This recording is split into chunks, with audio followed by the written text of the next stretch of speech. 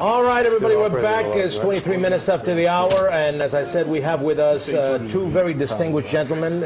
One is Dr. Arthur L. Burnett, who is the director of Johns Hopkins Male Consultation Clinic, professor at Johns Hopkins, and also we have his co-author Norman Morris, who is an Emmy Award-winning journalist. And I guess we're getting the perspective from this book from two sides here. You know, prostate cancer survivors speak their minds. So we have the professor, and then we have a patient. That's right. And so tell us a little bit about the book. How did you come up with the idea, and what do you think that this book is going to do for people that may be suffering from prostate cancer? Well, enormous credit goes to Norman, I think, as a patient of mine, and we teamed up on this. I'll let him tell a little bit more about it, because I think he really was the genesis and the inspiration behind it. Well, what happened was, I think that surviving prostate cancer gives you an inspiration and an obligation to want to reach out and help other men who are going through the same horrible disease. You want to be a support for them. So the idea was to try to build what amounted to a portable support group for them. I spent my life at CBS doing interviews with people like Charles Kuralt, and so I kind of developed an aptitude for doing interviews, and one of the things that he taught me was how to gain the trust of people you were interviewing, and I used that application in dealing with patients who had undergone and survived prostate cancer. The idea was to have these guys tell their intimate, personal stories. We wanted to write a book that was different from everything else that was out there. This is the only book that was not written by, essentially written by solely a doctor. Right. The idea was to have a book that's written by patients, from the patient's point of view. And the objective here is twofold. One is to have the reader who has been diagnosed with prostate cancer, or a member of his family, or some loved one in the family, go through this book and, in effect, attend a support system where you listen to the first-person, intimate voices of these men telling how they survived, what they did to make their decisions, what are their best choices, what were their mistakes, what were the successes, and how they... Because in the book, you start, because you interviewed a lot of important people. I mean, I think you interviewed John Kerry, right? Right. Senator John Kerry, Pat Robertson, Arnold Palmer, Robin Cole, Ken Griffin Sr. And I was reading some of the intro points, and it was very interesting, because you say, you know, when a man who is a strong man, because all these guys have pretty strong personalities, right? But when you hear those three little words, "you have cancer," I think that there's a little bit of a unanimous reaction to any man, no matter how powerful they might be. A kick in the stomach. A kick in the stomach. You know, everybody's a little frightened for that. You know, for those 1 hour or whatever time it takes you to come out of the shock, and that's a common theme.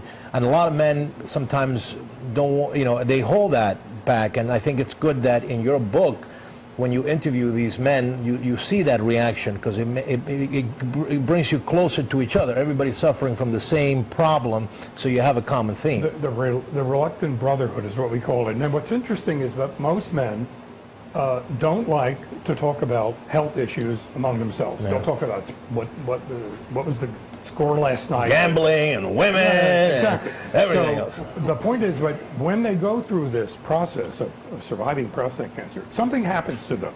They kind of get like I did. They want to share their stories.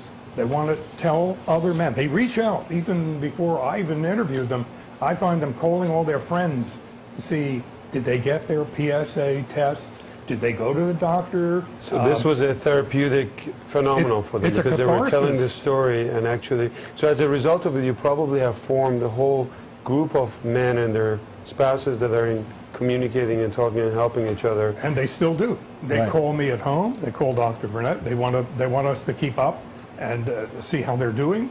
And so we've got this little... Well, I think he's probably very happy to see this, because I know as a surgeon, as a doctor myself, you always love to have one of your favorite patients actually go out there and put the stories together. So maybe you can make a comment about. Well, absolutely. And Norman was able to tell their stories and convey messages that each one maybe on a different kind of almost facet to prostate cancer. And hopefully patients reading this book will say, I can identify with that patient. Because as you say, the denominator here is prostate cancer.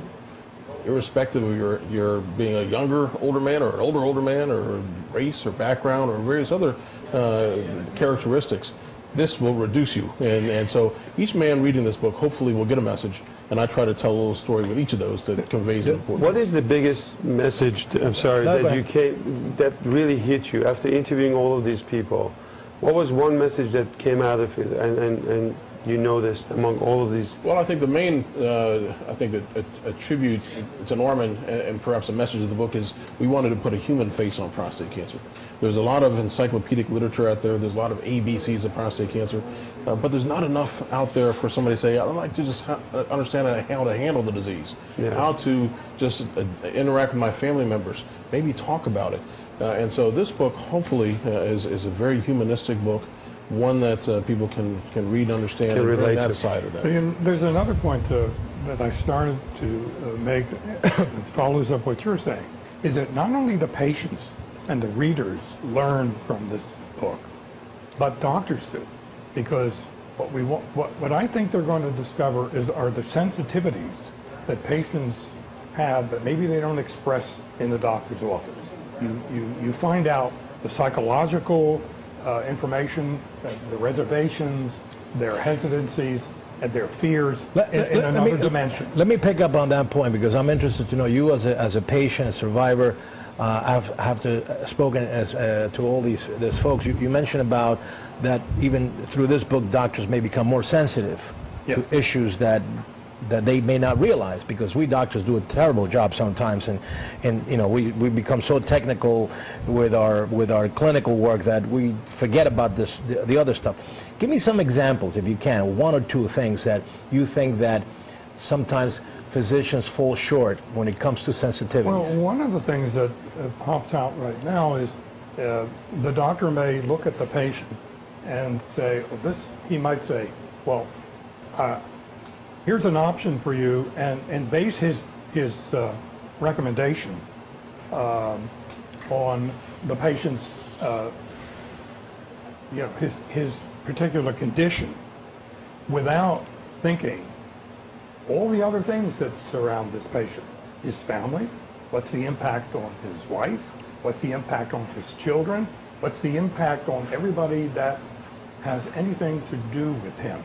And that might influence the decision that this gentleman might take, in addition to just the pure medical aspect. I mean, there's a social aspect that maybe the doctors don't have the time to probe. Right. And I think it makes you have a second thought if you're going to analyze it. So Dr.